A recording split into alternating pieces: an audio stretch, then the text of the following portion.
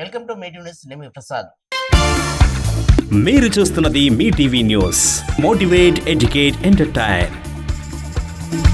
ఈరోజు మన guest BC సప్లాన్ సాధన కమిటీ రాష్ట్ర నాయకులు మేకల రాజేంద్ర గారు ఉన్నారు. వారిని అడిగి మరిన్ని విషయాలు తెలుసుకునే ప్రయత్నం చేద్దాం. సార్ నమస్కారం. సార్ నమస్కారం. ముందుగా బీసీ కులగణ అని ఏదైతే ప్రభుత్వం తీసుకున్న నిర్ణయం, ఇప్పుడు ఆ కులగణ కాస్త కుటుంబ సమగ్ర సర్వే మీదనే జరుగుతా ఉంది. దీన్ని మీరు ఎలా చూస్తారు? ఈ మాకైతే చెప్పింది ప్రభుత్వం హామీ ఇచ్చిన ప్రకారం బీసీ కుల గణన మాత్రమే చేస్తామన్నాం. సమగ్ర కుటుంబ సర్వే చేసుకోవచ్చు, ఇంకే సర్వేనే చేసుకోవచ్చు. ప్రభుత్వం అన్ని వర్గాలకు సంబంధించి ఏదైనా చేసుకోవచ్చు. మాకు మాత్రం ఓన్లీ బీసీల లెక్కలు మాత్రం తీసే బీసీలలో ఉన్న ఈ సర్వే చేయాల్సిన అవసరం అయితే ఖచ్చితంగా ఉంది. గత ప్రభుత్వం కుటుంబ సర్వే అని మొత్తం చేసేసింది. డాటా అంతా ప్రభుత్వం దగ్గర ఉంది. దాంట్లో కూడా కులాల పేరు కూడా ఉన్నాయి. కానీ ఈ ప్రభుత్వం ఏమన్నది, వచ్చే ముందు కాంగ్రెస్ పార్టీగా కామారెడ్డిలో జరిగిన బీసీ డిక్లరేషన్ లో వాళ్ళ యొక్క ముఖ్యమంత్రి సిద్ధరామయ్య, కర్ణాటక సిద్ధరామయ్య గారు చేత చెప్పించడం జరిగింది. ఇప్పటి వరకు సమగ్ర సర్వే జరిగింది, అందరిలాగా మిమ్మల్ని చూసాం, కానీ ఈసారి మాత్రం బీసీలని సపరేట్ గా ఒక సర్వే చేసి బీసీలలో ఎక్కడైతే ఏ వార్డు మెంబర్ అయిండు, వార్డు మెంబర్ కాలేదు, ఆదాయం ఎంత, ఉన్నది ఎంత, లేనిది ఎంత, ఏ వృత్తి మీద ఉన్నారు, వృత్తిదారులు ఎంతమంది ఉన్నారు, మీకు రాజకీయ వాటా ఎంత ఉంది, మీకు ఆర్థికపరమైన వాటా ఎంత ఉంది, మీలో ఉద్యోగాలు ఎంతమంది ఉన్నారు, ఉన్న ఉద్యోగాలలో కూడా ఏ స్థాయిలో ఉన్నారు అనేది అన్ని లెక్కలు తీసేసి మేము ఇచ్చిన మాట ప్రకారం 100% బీసీలకు న్యాయం చేసి కులగణన చేసి మీ జనాభా ప్రకారం స్థానిక సంస్థల్లో వాటా కల్పిస్తామని కాంగ్రెస్ పార్టీ పిసిసి అధ్యక్షుడు గారు రేవంత్ రెడ్డి చెప్పడం జరిగింది. వారే ముఖ్యమంత్రి కావడం జరిగింది.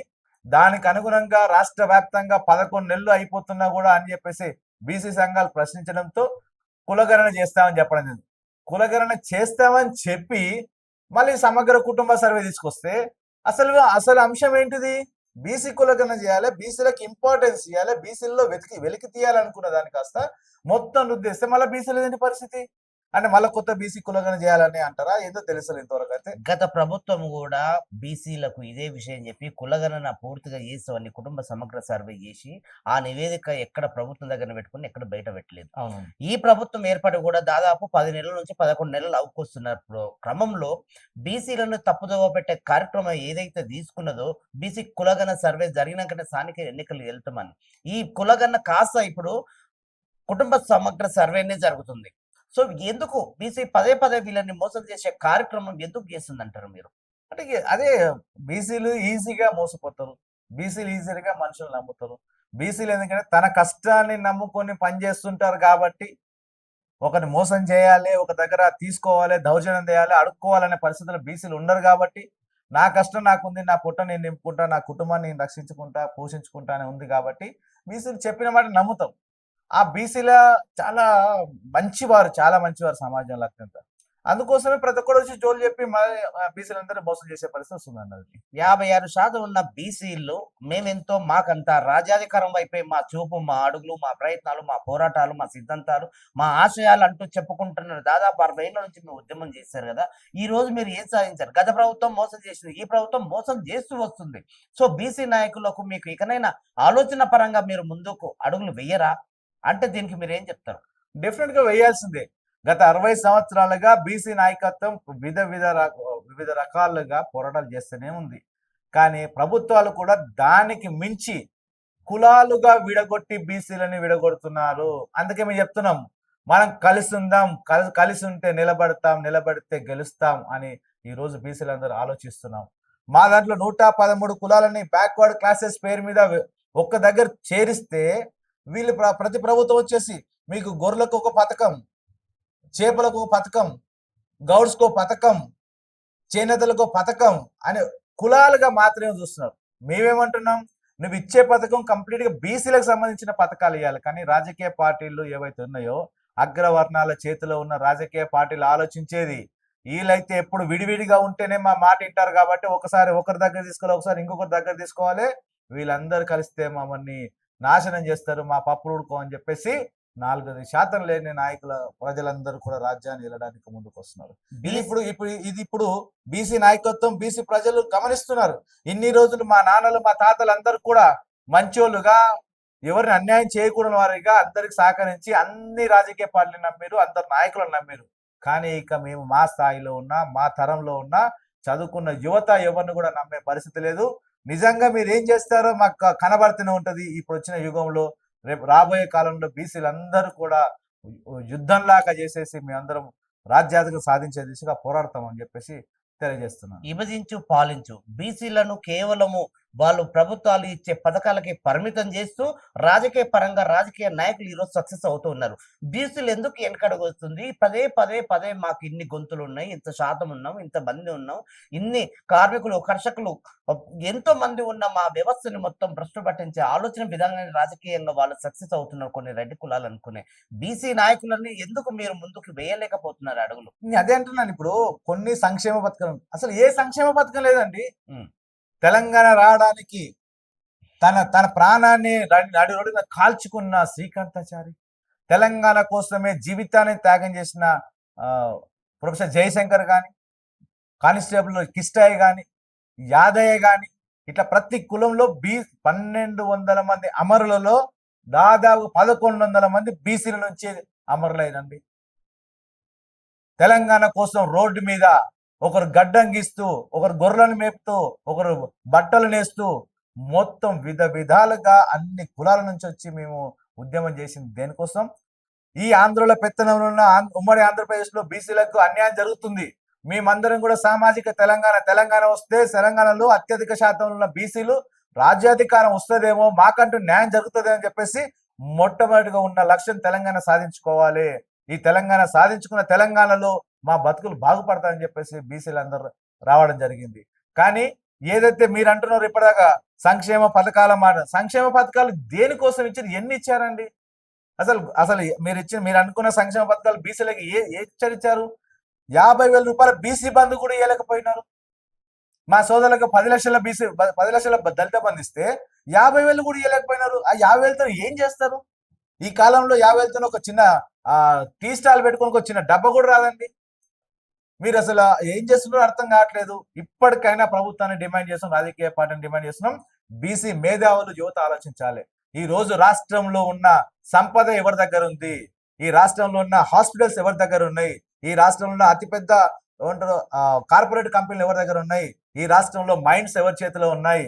ఈ రాష్ట్రంలో ఉన్న సంపద అంతా పెద్ద పెద్ద కార్పొరేట్ శక్తులన్నీ కూడా 98% ఒక్క వర్గం దగ్గర ఉండి బీసీలు ఒక్కడన్నా కనబడుతున్నాడా? పాలసీ మేకింగ్ లో కావాల్సిన ఐఏఎస్లు, ప్రభుత్వ పరిపాలనలో అతి ముఖ్యమైన ఐఏఎస్లు కూడా బీసీల వివక్ష కనబడుతుంది.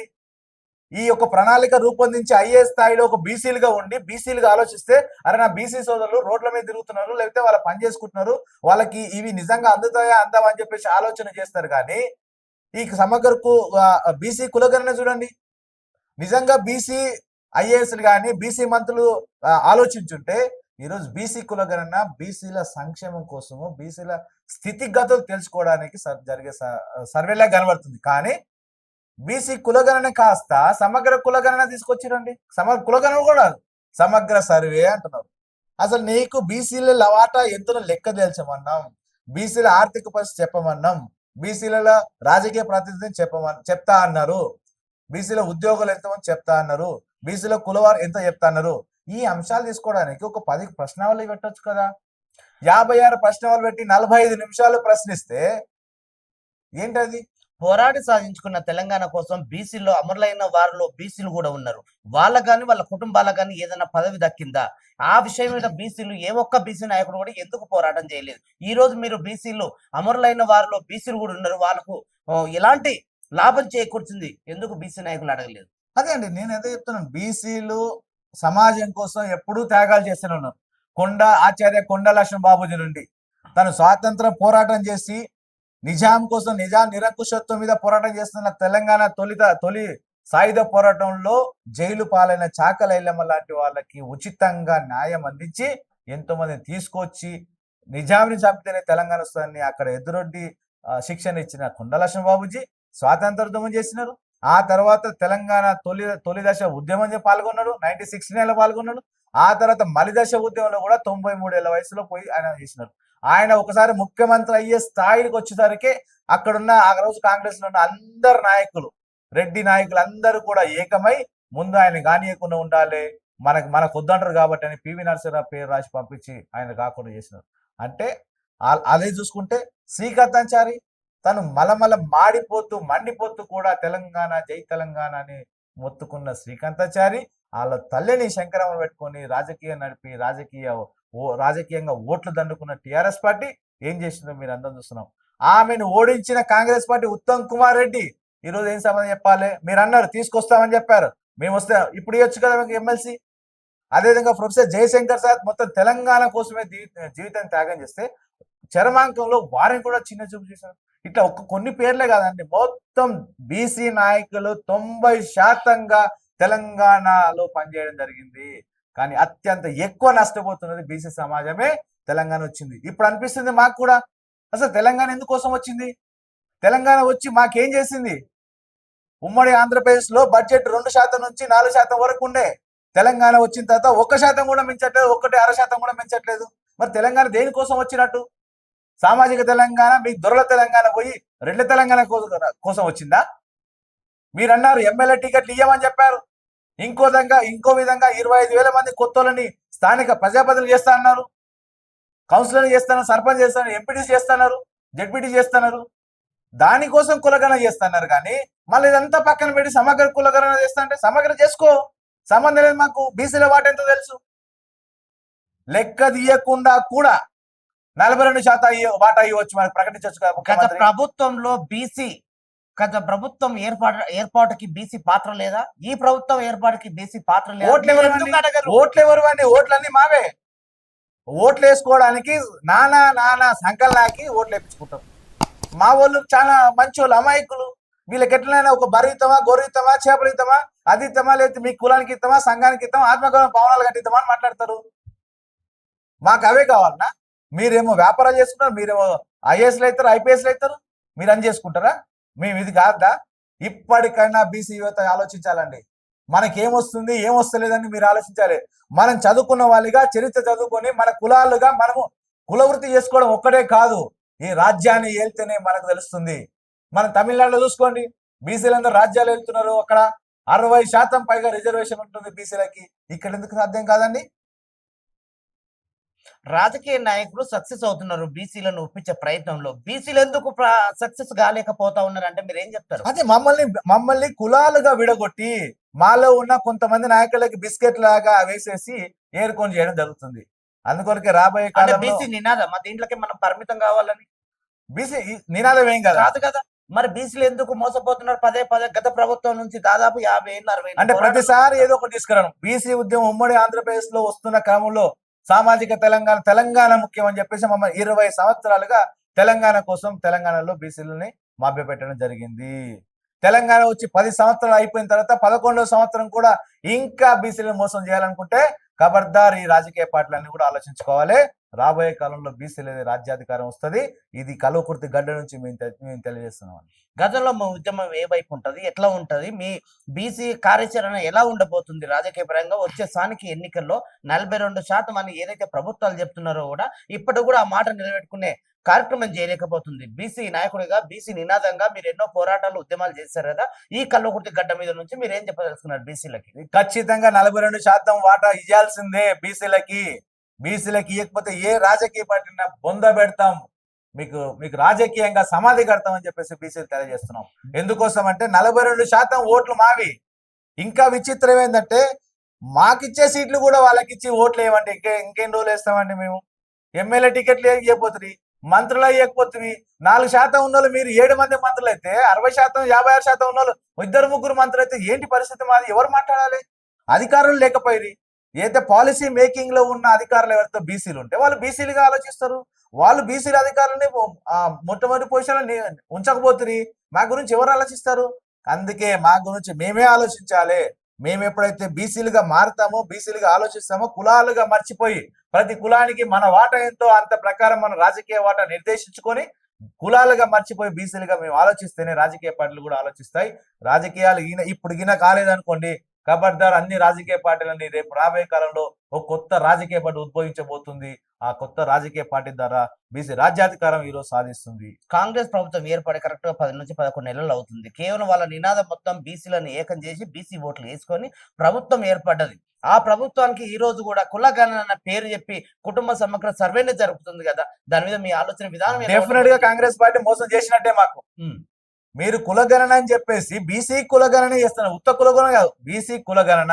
మేము అడిగాం మా బీసీలలో ఉన్న కులాలెన్ని, ఆ కులాలలో ఉన్న ఆర్థిక స్థితిగతులు ఏంటి, ఆ కులాల్లో రాజకీయ ప్రాతినిధ్యం ఏంటిది, ఆ కులాలలో ఉద్యోగ ప్రాతినిధ్యం ఏంటిది, ఈ 3 అంశాలు తేల్చి మాకు ఇంత అన్యాయం జరిగింది మొర్రో అని చెప్పేసి మేము అడుగుతుంటే మీరు కులగణన కాస్త జనగణన ఉంటారు, జనగణన దాకా సమగ్ర సర్వే లాగా మీరు మార్చి మళ్ళా మమ్మల్ని ఏం మార్చాలనుకుంటే ఇక సాధ్యం కాదు. గుర్తుపెట్టుకోండి, ఖచ్చితంగా రేపు రాబోయే కాలంలో రేవంత్ రెడ్డి క్షమాపణ చెప్పాల్సి ఉంటది.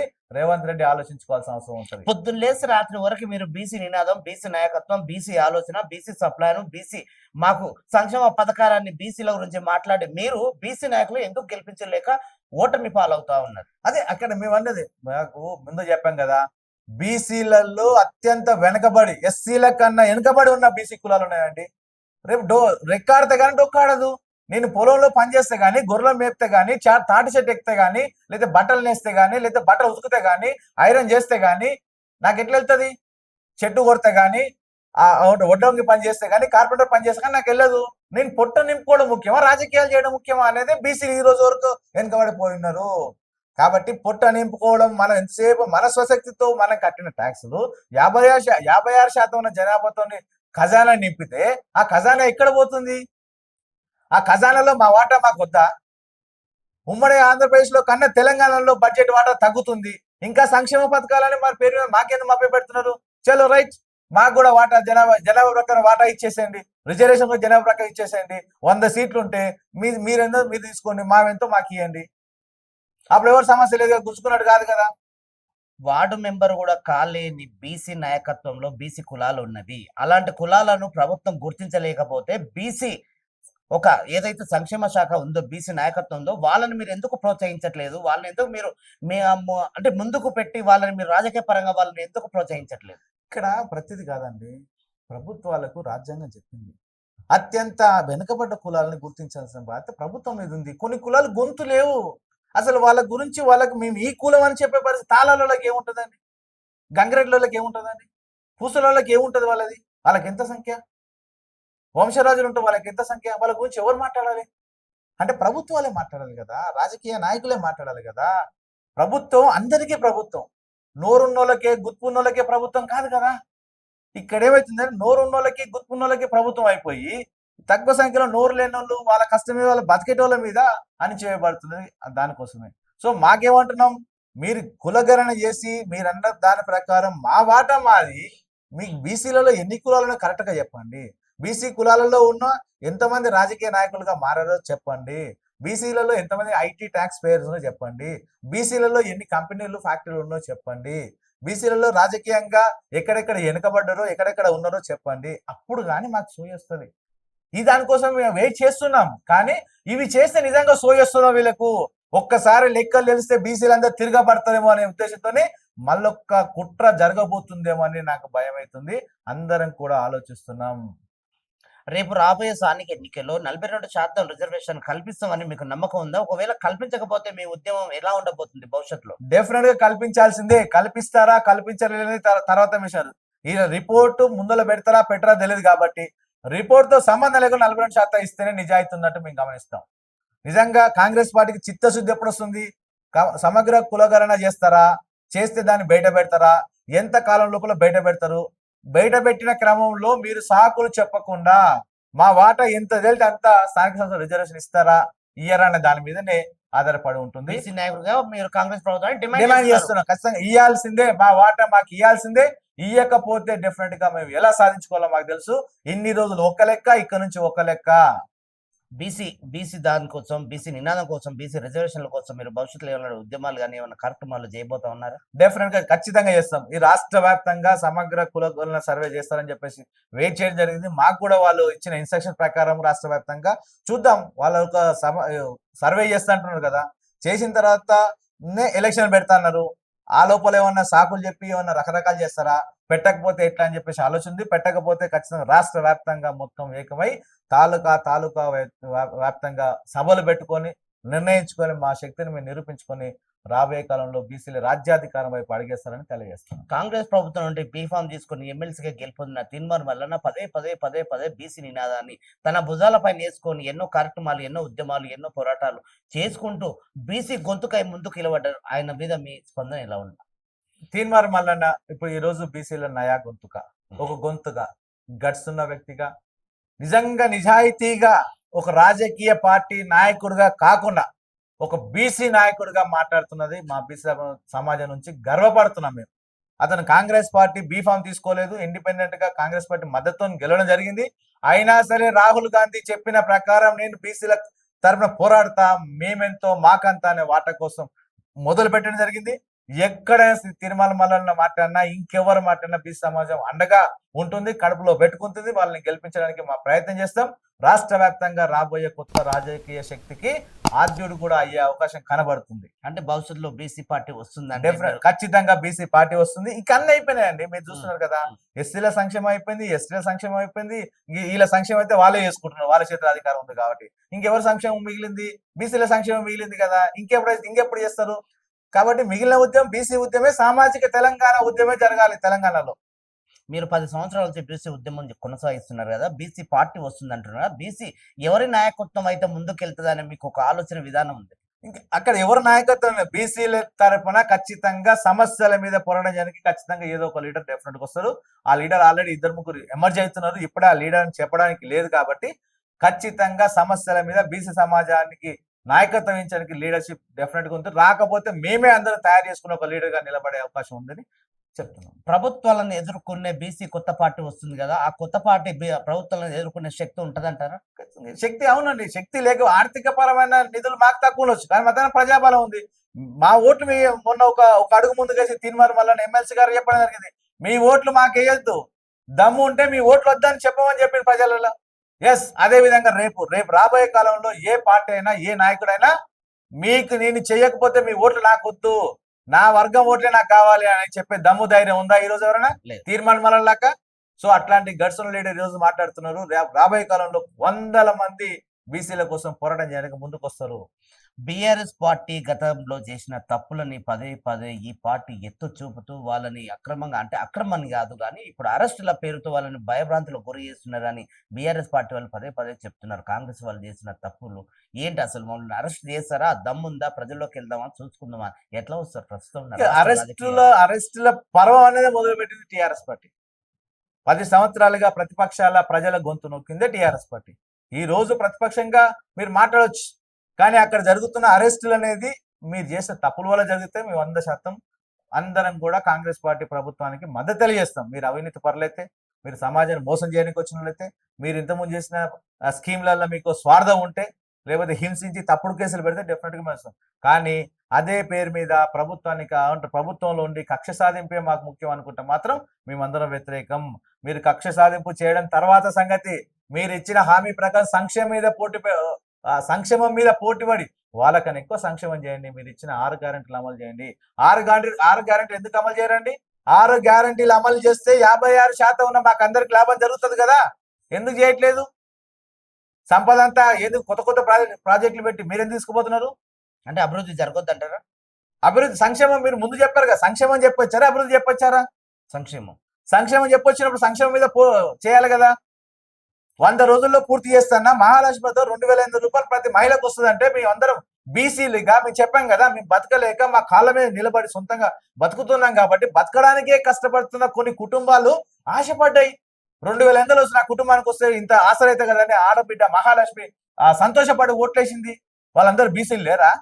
మొన్న స్థానిక ఎమ్మెల్యే గారు ప్రెస్ మీట్ పెట్టి ఎన్నో సంవత్సరాల నుంచి కల్లకుర్తి అభివృద్ధికి నోచుకొని క్రమంలో ప్రభుత్వం ఏర్పడి 10 నెలలు అవుతున్నది. మేము దాదాపుగా కోట్ల ప్రాజెక్టులు తీసుకొచ్చి చిన్న తాండాల కానీ, గ్రామాల కానీ, మండలాల కానీ అన్ని రోడ్ల డెవలప్మెంట్స్ కి దాదాపు 100 కోట్లు తీసుకొస్తున్నాము. దీని మీద ఎలా వస్తారు? డెఫినెట్ గా అది నిరంతర ప్రక్రియ అండి. రోడ్లు వేయడము, సీసీ రోడ్లు వేయడము, తర్వాత వీధి లైట్లు వేయడం, అదే నిరంతర ప్రక్రియ. అభివృద్ధి అంటే ఇవి కాకుండా ఏం చేస్తారు? ఇవి ఏ నియోజకవర్గం అయినా ఏ ఎమ్మెల్యేకైనా కొంత నిధులు ఉంటాయి. స్కిల్ డెవలప్మెంట్ అనే కార్యక్రమం కూడా తీసుకొచ్చే ప్రయత్నం జరిగింది. అది రాష్ట్ర వ్యాప్తంగా కల్వకుర్తి నియోజకవర్గానికి స్పెషల్ గా ఈ కల్వకుర్తి నియోజకవర్గం కోసమే స్పెషల్ గా నేను ఏం చేస్తున్నా అనేది చెప్పాల్సిన అవసరం కసిరెడ్డి గారి మీద ఉన్నది. అప్పుడే నిజంగా అభివృద్ధి చేసినట్టు.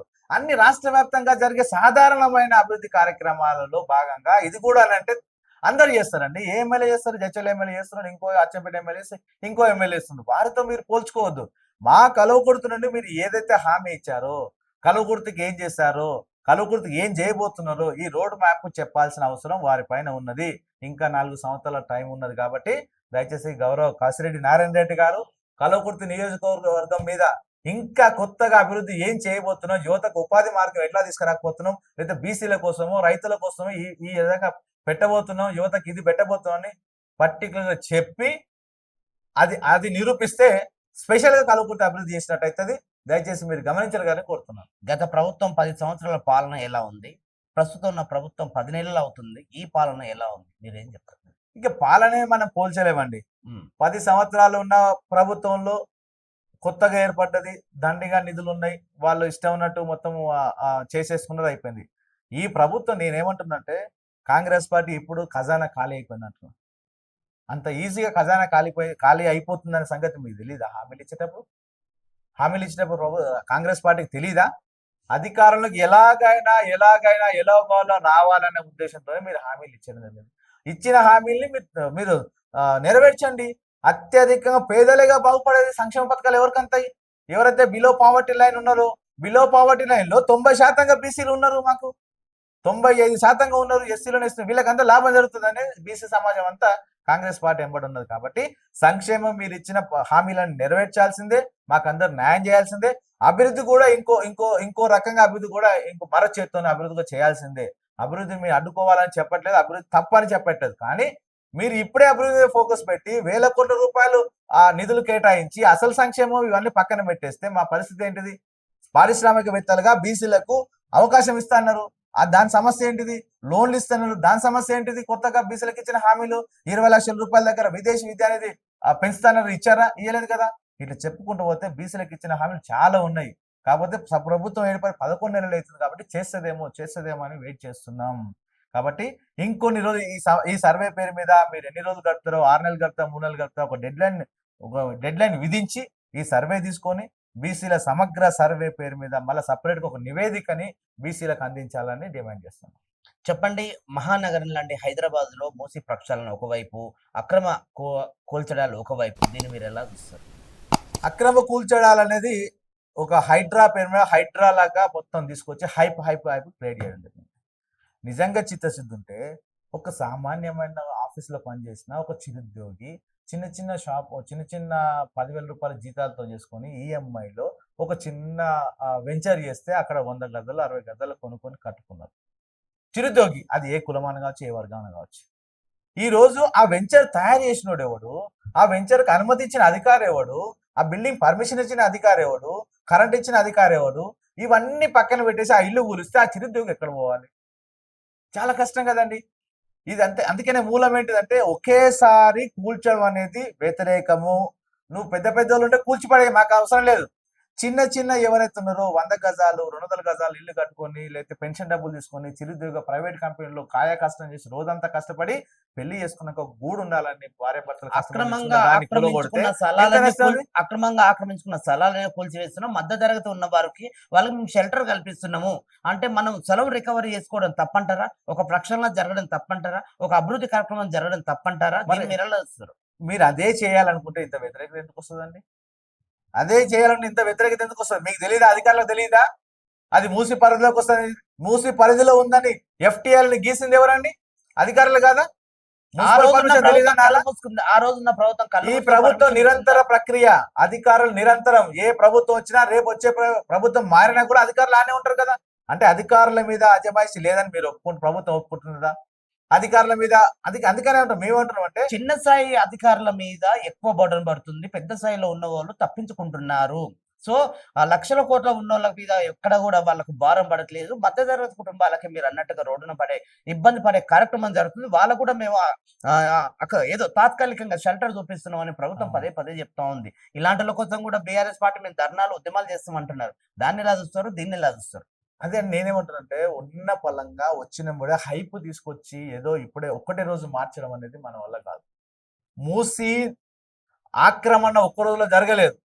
సంవత్సరాలుగా తరబడిగా జరుగుతూ వచ్చింది కాబట్టి దాన్ని పక్కకి నెట్టాలన్నా సంవత్సరాలు పడుతుంది. అక్కడ పేదోళ్ళు ఎవరు, వాళ్ళతో మాట్లాడాలి. మీ పరిస్థితి ఏంది, మీ కుటుంబం ఏంటిది, మీరు ఎక్కడ కొన్నారు, ఎవరితో కొన్నారు, ఎవడు వెంచర్ చేసిన వాళ్ళతో రికవర్ చేయాలి. లేదా అక్కడ ఒక కాలనీ లాగా కొంతమంది గుర్తించి ఈ 100 మందికి మేము 100 మందికి అక్కడ ఒక షెల్టర్ ఇస్తున్నాం, 100 మందికి పర్మనెంట్ గా ఇస్తున్నాం, షెల్టర్ గా పర్మనెంట్ గా మీకు ఇస్తున్నాం. ఇదంతా రికవరీ ఎవరైతే మీకు అన్యాయం చేసిండో, ఎవరైతే వెంచర్ చేసి అమ్మిండో, ఎవరైతే ప్రభుత్వ అధికారి ఇచ్చిండో వాళ్ళ నుంచి రికవరీ చేస్తామని చెప్పి ఉండొచ్చు. ఇప్పుడు ఈఎంఐలతోని కొనుక్కున్న ఇల్లును గులగొడితే ఆ ఈఎంఐలు వాళ్ళ పరిస్థితి ఏంటండి? లోన్ తీసుకున్న వాళ్ళ పరిస్థితి ఏంటిది? కాబట్టి నేనేమంటున్నట్టే మీరు ఒకేసారి మార్చాలి అనుకుంటే అది గిరిగీసినట్టు కాదండి. మూసి ఆక్రమించుకోవడానికి గత 40-50 సంవత్సరాలుగా మూసి కుంచుకుపోతుంది. 40 సంవత్సరాలుగా ఒక్క 2 సంవత్సరాలు మార్చాలంటే ఎట్లా మార్స్తారు? అదే ఒక దగ్గర ఉన్నది కాదు కదా. మూసి దగ్గరకు వచ్చి ఉండేటోడు ఎవడండి? పేదడే కదా. దూరంగా పోతే బంజారా హిల్స్ లోనో, జూబ్లీ హిల్స్ లోనో, దిల్షుక్ నగర్ లోనో, ఇంకెక్కడన్నా పోతే ఎక్కువ రేట్లు పెట్టలేకనే కదా. మోరిసారి అయినా సరే ఉంటే ఒక గూడు కావాలి, వాసన పీల్చైనా సరే ఉంటారనైనా పైసలు లేవుతారా, ఓ ఇల్లు ఉండాలని ఆశపడే కదా వచ్చేది. అట్లాంటి పేదలని ఎట్లా అన్యాయం చేస్తారండి? రాజకీయ నాయకులు బీపీఎల్ అని, ఎల్టీఎఫ్ అని, బఫర్ జోన్ గాని ఇట్లా ఉన్న ఎఫ్టిఎల్ లో కూడా ఎక్కడ వదలకుండా వాళ్ళు కబ్జా చేసుకొని అక్రమంగా నిర్మించుకున్న ఫామ్ హౌస్లని కూల్చడం తప్పంటారా? ఫామ్ హౌస్ ఇప్పుడు మేము అడుగుతున్నాం, మీ ద్వారా, మీ టీవీ న్యూస్ ద్వారా ప్రభుత్వాన్ని అడుగుతున్నాం, హైడ్రా కమిషన్ అడుగుతున్నాం. మీరు ఇప్పుడు కూల్చిన కూల్చివేతలలో ఎంత మందివి ఉన్నాయి ఒక లిస్ట్ వేయండి. ఎంతమంది లిస్ట్ వేయండి. ఒక్క నాగార్జున దగ్గర ఒక 2000 గజాలు 3000 గజాలు ఉంది. ఆ 2000 గజాల పేరు మీద ఒక 400 మంది చిన్న గుడిసెలను కూల్చి పడేసినామండి. అంటే నాగార్జున ఫ్యామిలీ ఒకటా, 200 మంది ఫ్యామిలీస్ ఒకటా? అదే ఆలోచించాల్సింది. 100 గజాలోడు ముఖ్యమా, 2000 గజాలోడు ముఖ్యమా? అది ఆలోచించకుండా 100 గజాలు ఎట్లా చేస్తారండి? కాబట్టి మీరు కూల్చివేతలు బడాబాబుల మీద వెళ్ళండి. ఎవడైతే వ్యాపారం కోసమో, డబ్బుల కోసమో, లేకపోతే ఇది బిజినెస్ చేసుకోవడానికో, రాజకీయ ప్రాతినిధ్యం కోసం కట్టుకున్నారో, రిటైర్డ్ ఐఏఎస్లు ఉన్నారు, ఐపీఎస్లు ఉన్నారు, వాళ్ళు కూడా ఫామ్ హౌస్లు ఉన్నాయి. అవి కూల్చండి ఫస్ట్. మేమేమంటాం, ఇవి కూడా కూల్చొద్దు అనట్లేదు. నిజంగా ఆడ ఇబ్బంది అవుతుంది చెప్పండి, అయ్యా మీరు ఇబ్బంది పడుతున్నారు, మీకు తెలుసు, మీకు ప్రభుత్వం నష్టం జరిగింది కాబట్టి మీకు అక్కడ పలానా దగ్గర మీకు ఇస్తున్నామని చెప్పేసి తీసుకెళ్లి వాళ్ళని కూర్చోబెట్టి ఆ ఇల్లు చూపించి ఆ ఆస్తి మీ పేరు చేస్తామని చెప్పేసి ఇది మొత్తం రాయించుకొని కొనుక్కోండి. ఈ స్థలం కొనుక్కోండి. మీరు అక్కడ స్థలం ఇచ్చినట్టు కొనుక్కోండి, అయిపోతుంది కదా. అప్పుడేమైతే ప్రజల నుంచి వ్యతిరేకత రాదు. నువ్వు అట్లనే ఉండాలి. ఒక ఆడబిడ్డ అండి, ఒక ఆడబిడ్డ ఏడుస్తుంది, నాకు ముగ్గురు ఆడపిల్లలు ఎట్లా బతకాలి, భర్త లేదు అంటుంది. ఒక ఆయన వచ్చి నా భార్య కడుపుతున్నదని ఏడుస్తుంది, కనీసం కరిగా అనిపించదా? పేదోళ్ళ బతుకులు ఎవరికి అర్థమవుతాయి? ఏసీ కాలంలో పెద్ద పెద్ద ఫామ్ హౌస్ లో తిని తాగి ఉండేటోళ్ళకి అర్థమవుతాయా? పేదవారికి ప్రకటించిన సంక్షేమ పథకాలు కావచ్చు, డబుల్ బెడ్రూమ్ కావచ్చు, 100 గజాల ఇల్లు కావచ్చు, అంటే ఇవన్నీ వీరికి వర్తించమంటారా మీరు? అదే నేను అదే సంక్షేమ పథకాలు నిజంగా వర్తిస్తే ఆ మూరి పక్కన ఎందుకు కట్టుకొని ఉంటాడు? గత ప్రభుత్వం డబుల్ బెడ్రూమ్ పేరు మీద ఇప్పటివరకు కూడా ఎవరికి అలర్ట్ అయిన వారికి హ్యాండ్ ఓవర్ చేయలేదు. ఎవరు ఎందుకు ఇస్తలేరండి? మీకు వచ్చినది ఇస్తారు కదా. మళ్ళీ కలగుర్తులు చూద్దాం. ఎమ్మెల్యే కసిరెడ్డి నారాయణ రెడ్డి ఇక్కడ ఉన్న డబుల్ బెడ్రూమ్ సంబంధించి హామీ ఇవ్వడం జరిగింది. దసరా అన్నాడు, దీపావళి ఇంతవరకు ఇస్తలేడు. ఇవ్వచ్చు కదా. వాళ్ళు సాత్వర చేసిరు, వాళ్ళు చేసిరు కాబట్టి ప్రజలు పాత్ర వేసిరు. మిమ్మల్ని ఎన్నుకున్నాం కదా, మీరు హామీ ఇచ్చినారు కదా, డబుల్ బెడ్రూమ్ని పంచుతాం అన్నారు కదా, మరి పంచవచ్చు కదా, పంచి పెట్టవచ్చు కదా తొందరగా. ఇది చేయట్లేదు. మేము అనేది అంటున్నాం, మీరు మొదలు పెట్టే దాంట్లో చిత్తశుద్ధి ఉంటే ప్రజలు వెయిట్ చేస్తారు. మీ చిత్తశుద్ధి లేకుండా హైప్ కోసమో ఇంకే దానికోసమో చేస్తే మాత్రం ప్రజలందరూ బాధపడాల్సి వస్తుంది. చివరి చెప్పండి, 42 రిజర్వేషన్ల కోసం బీసీలకి రేపు భవిష్యత్తులో మీ కార్యాచరణ ఎలా అవుతుంది? స్థానిక ఎన్నికల్లో మీరు ఎలా ఉండబోతున్నారు? ప్రభుత్వం తీసుకున్న నిర్ణయాలకు మీరు కట్టుబడి ఉంటారా, లేకపోతే తిరుగుబాటు ఏమన్నా మళ్ళీ మీరు పోరాటాలు, ఉద్యమాలు, కార్యక్రమాలు చేసే ఏమన్నా ఆలోచన విధంగా ఉంటుందా? చివరిగా చెప్పండి సార్. ఖచ్చితంగా చేస్తామండి. బీసీ కులగణన పేరు మీద మీరు మమ్మల్ని మభ్యపరిచి సమగ్ర కులగణన చేయడంతోనే మాకు సంశయం ఏర్పడ్డది. అయినా సరే వెయిట్ చేస్తున్నాం. సర్వే అయితే చేస్తున్నారు కదా, మీరు ఇచ్చిన మాట ప్రకారం బీసీల మొత్తం స్థితిగతులు మొత్తం ఒక బహిరంగ పరచాలి. బహిరంగ పరుస్తారా లేదా మేము వెయిట్ చేస్తున్నాం. బహిరంగ పరచకపోతే రాబోయే కాలంలో రాష్ట్ర వ్యాప్తంగా బీసీలు కలిసిపోయి బీసీలుగా కొట్లాడతాం. తస్మాత్ జాగ్రత్త. ప్రతి బీసీ నాయకుడు, ప్రతి బీసీ పని చేసుకునే ప్రతి ఒక్కరు కూడా ఆలోచించాల్సిన అవసరం ఉందని తెలియజేస్తూ, ఇంతటి చక్కటి అవకాశం తీసుకొని ఈ అంశాన్ని ప్రజల్లోకి తీసుకెళ్లాలని ప్రయత్నం చేస్తున్న ప్రసాద్ గారికి, అదేవిధంగా మీటి యాజమాన్యానికి బీసీ సప్లైన్ సాధన కమిటీ తరఫున ధన్యవాదాలు తెలియజేస్తున్నాను. థ్యాంక్ యూ అండి. బీసీలని మరొకసారి మోసం చేసే ప్రయత్నం ప్రభుత్వం చేస్తుందా? బీసీలకు మళ్ళీ మేమెంతో మాకంతా మా వాట కోసమే మేము ప్రయత్నాలు చేస్తున్నాం, పోరాటాలు చేస్తున్నాం. 6 ఏళ్ల నుంచి ఈ పోరాటాలుగానే ఉన్నాయి. మా నాయకులు ఇకనైనా ఒకే తాటిపైకి వచ్చి రాజ్యాధికారం కోసమే ఫైట్ చేయాలి, పోరాటం చేయాలి, ఉద్యమాలు చేయాలి. పోరాడి సాధించుకున్న తెలంగాణ రాష్ట్రం దక్కించుకున్న బీసీ కులగణ ఇంతవరకు కూడా జరగట్లేదు. కులగణ పేరుతోనే మళ్ళీ కుటుంబ సమగ్ర సర్వేనే జరుగుతుంది. మళ్ళీ ప్రభుత్వం మరొకసారి బీసీలను మోసం చేసే కార్యక్రమం ఏదైతే తీసుకుందో, ఇంకొకసారి మళ్ళీ ఈ వేదిక నుంచి మేకల రాజేందర్ గారు, బీసీ సప్లాన్ రాష్ట్ర నాయకులు ఈ వేదిక నుంచి చెప్తా ఉన్నారు, బీసీలకు న్యాయం చేయండి, బీసీలకు రాజ్యాధికారం వైపే అడుగులు వేసేలా మాకు కూడా రాజ్యాంగం కల్పించిన హక్కుని మా హక్కుగా కల్పించే ప్రయత్నంలో మేము పోరాడి సాధించుకుంటామని ఇక్కడ చెప్తున్నారు. Thank you so much sir. ధన్యవాదాలు సార్. చూస్తున్నామని మీటింగ్ న్యూస్ నేను మీ ప్రసాద్.